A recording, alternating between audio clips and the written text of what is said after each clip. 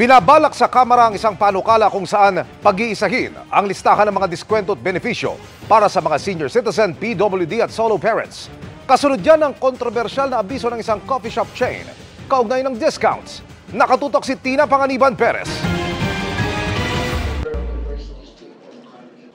Ipinakita sa Kamara kanina ang abisong ito ng isang kapihan na isang inumin at isang pagkain lang ang lalagyan ng senior citizen o PWD discount. Sabi ng kinatawan ng coffee shop chain, it was not properly worded and we are taking full accountability and acknowledge the mistake. The signage was immediately removed and the guideline never followed. Pero sabi ng chairperson ng House Committee on Ways and Means, hindi pwedeng sorry lang. So declare tomorrow as PWD and Senior Citizen Day, will you? So you don't repeat it. Plus one drink and one, wag naman meal, one croissant lang. Hindi ako titigil hanggat hindi nyo pinagsisisihan yan. Otherwise, we just have to go with the natural process, which is really to prosecute. Naungkat na rin ang reklamo laban sa iba pang negosyo tulad ng maling kwenta sa discount o hindi talaga pagbibigay ng discount kung may promo rate na. Department of Trade and Industry had already ruled in a case that the prohibition on double discounting is applicable only when this establishment's promotion has a DTI permit.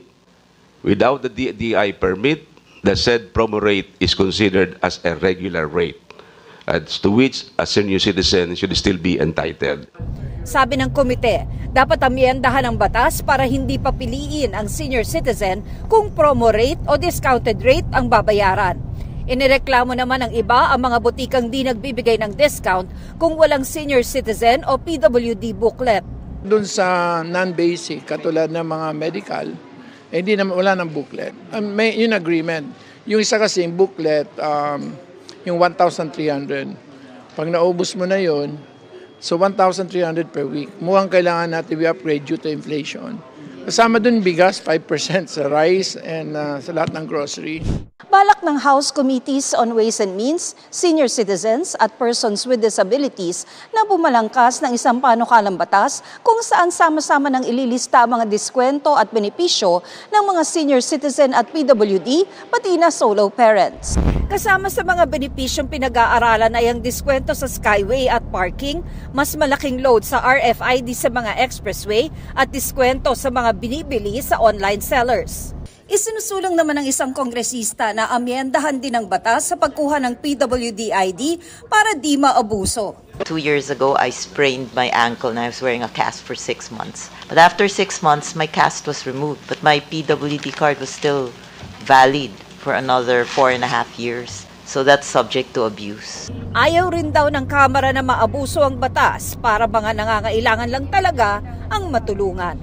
Para sa GMA Integrated News, Tina Panganiban Perez, nakatutok 24 oras.